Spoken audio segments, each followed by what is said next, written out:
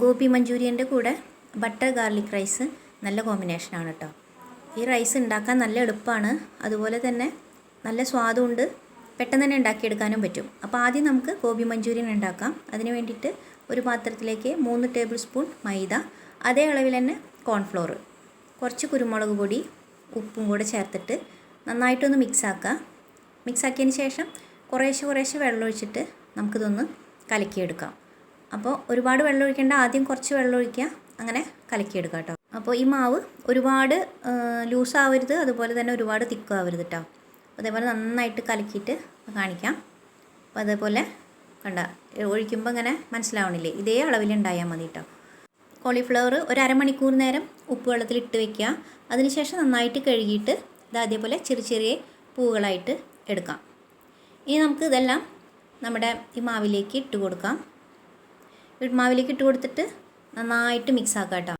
ഓരോന്നായിട്ട് എടുത്തിട്ട് മാവിൽ മുക്കിയിട്ട് ഫ്രൈ ചെയ്യണേക്കാട്ടും ഇതേപോലെ എല്ലാം കൂടി എടുത്തിട്ട് നന്നായിട്ട് മിക്സ് ആക്കുക. അപ്പോൾ ഫുൾ കോട്ടായിട്ടുണ്ടാവും.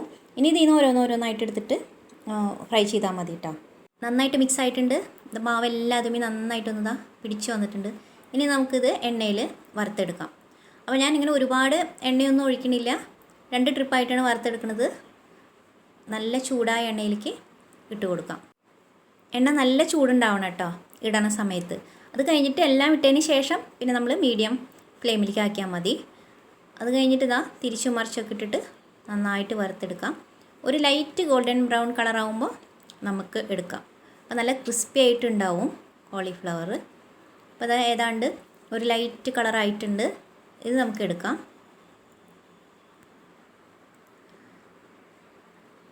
എണ്ണയൊന്നും കുടിച്ചിട്ടൊന്നുമില്ല, അത് കാരണം കൊണ്ട് നമുക്ക് ഇത് പാത്രത്തിലേക്ക് ഇട്ട് കൊടുക്കാം. ഇതേപോലെ എല്ലാം വറുത്തെടുക്കാം. ഇപ്പോൾ എല്ലാം വറുത്തെടുത്തിട്ടുണ്ട്. ഇനി ഒരു പാത്രം വെച്ച് ചൂടാകുമ്പോൾ നമ്മൾ ഈ വറുത്ത എണ്ണ തന്നെ ഒഴിച്ചാൽ മതി. ഇതിലേക്ക് ചെറുതായിട്ട് അരിഞ്ഞ ഇഞ്ചി, അതുപോലെ ചെറുതായിട്ട് അരിഞ്ഞ വെളുത്തുള്ളി, കുറച്ച് പച്ചമുളക്. അപ്പോൾ ഇഞ്ചി കുറവും വെളുത്തുള്ളി കൂടുതലാണ് കേട്ടോ വേണ്ടത്. ഇഞ്ചി ഇപ്പോൾ അരിഞ്ഞത് 1 ടീസ്പൂൺ ആണെങ്കിൽ വെളുത്തുള്ളി 2 ടീസ്പൂൺ ചേർത്ത് കൊടുക്കുക. നന്നായിട്ടൊന്ന് വഴറ്റിയെടുക്കുക. ഫുൾ ഫ്ലെയിമിലിട്ടിട്ട് നന്നായിട്ട് ഇങ്ങനെ വഴണ്ടതിന് ശേഷം ഒരു സബോള ചെറുതായിട്ട് അരിഞ്ഞ് ചേർത്ത് കൊടുക്കുക. ഇതും കൂടി ചേർത്തിട്ട് നന്നായിട്ടൊന്ന് വഴറ്റിയതിന് ശേഷം കാപ്സിക്കം ചെറുതായിട്ട് അരിഞ്ഞത് അതും ഇതിലേക്ക് ചേർത്ത് കൊടുക്കാം. ഒരുപാട് വെന്ത് മൊരിഞ്ഞു പോരുത് കേട്ടോ, ഒന്ന് വഴറ്റിയെടുത്താൽ മതി. സബോളയും കാപ്സിക്കമൊക്കെ നല്ല കടിക്കണ പോലെ ഉണ്ടാവണം കേട്ടോ. അപ്പോൾ ഒന്ന് വഴറ്റിയെടുത്താൽ മതി. ഇനി ഇതിലേക്ക് നമുക്ക് 1 ടീസ്പൂൺ സോയാ സോസ് ചേർത്ത് കൊടുക്കാം. അപ്പോൾ ഇത് ഡാർക്ക് സോയാ സോസാണ് കേട്ടോ.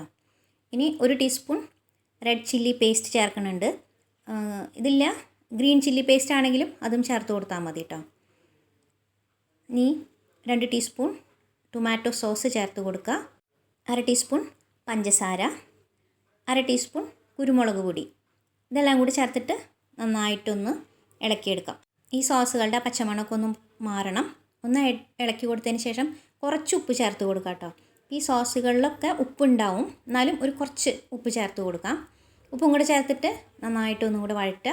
ഇനി ഇതിലേക്ക് നമുക്ക് എത്ര ഗ്രേവി വേണോ അതിനനുസരിച്ചിട്ട് വെള്ളം ഒഴിച്ച് കൊടുക്കാം കേട്ടോ. നമുക്ക് എത്ര ഗ്രേവി വേണോ അതിനനുസരിച്ച് വെള്ളം ഇപ്പോൾ ഒഴിച്ച് കൊടുക്കണം കേട്ടോ. ഡ്രൈ ആയിട്ടാണ് വേണ്ടതെന്ന് വെച്ചാൽ അതിനനുസരിച്ച് കുറച്ച് വെള്ളം ഒഴിച്ച് കൊടുത്താൽ മതി. ആവശ്യത്തിന് വെള്ളം ഒഴിച്ച് കൊടുത്തതിന് ശേഷം അത് നന്നായിട്ടൊന്ന് തിളക്കട്ടെ. അപ്പോൾ നന്നായിട്ട് തിളച്ചതിന് ശേഷം 1 ടീസ്പൂൺ കോൺഫ്ലോർ കുറച്ച് വെള്ളത്തിലൊന്ന് കലക്കിയിട്ട് എടുക്കാം. ഈ കോൺഫ്ലോർ കലക്കിയത് ഒഴിക്കുമ്പോൾ നമ്മുടെ ഗ്രേവി കുറച്ച് തിക്കായിട്ട് വരും.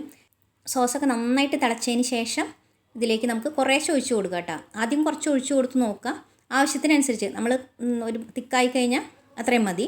അപ്പോൾ അത് ഒരുമിച്ച് ഫുൾ ഒഴിച്ച് കൊടുക്കണ്ട. ഞാനിപ്പോൾ കുറച്ച് ഒഴിച്ചിട്ട് നല്ല ഫുൾ ഫ്ലെയിമിലിട്ടിട്ട് ഇളക്കി കൊടുക്കുക. ഇപ്പോൾ തന്നെ കണ്ട ഗ്രേവി നല്ല തിക്കായിട്ടുണ്ട്. ഇത്രയും മതി കേട്ടോ. അതുപോലെ തന്നെ ഉപ്പൊക്കെ ഇപ്പോൾ നോക്കാം കേട്ടോ. ഉപ്പ് കുറവാണെന്ന് തോന്നുകയാണെങ്കിൽ ഇപ്പോൾ ചേർത്ത് കൊടുത്താൽ മതി. അപ്പോൾ എല്ലാം കറക്റ്റാണ്. ഇനി ഇതിലേക്ക് നമുക്ക് വറുത്ത് വെച്ചേക്കണ കോളിഫ്ലവർ ചേർത്ത് കൊടുക്കാം. കോളിഫ്ലവറും കൂടി ചേർത്തിട്ട് നന്നായിട്ടൊന്ന് ഇളക്കി യോജിപ്പിച്ചതിന് ശേഷം ഇതിലേക്ക് നമുക്ക് സ്പ്രിംഗ് ഓണിയൻ ചേർത്ത് കൊടുക്കാം. അങ്ങനെ നമ്മുടെ ഗോബി മഞ്ചൂരിയൻ റെഡി ആയിട്ടോ. കോളിഫ്ലവർ എണ്ണയിൽ വറുത്തെടുക്കണ പണി മാത്രമേ ഉള്ളൂ, ബാക്കിയൊക്കെ നമുക്ക് പെട്ടെന്ന് തന്നെ റെഡിയാക്കാൻ പറ്റും.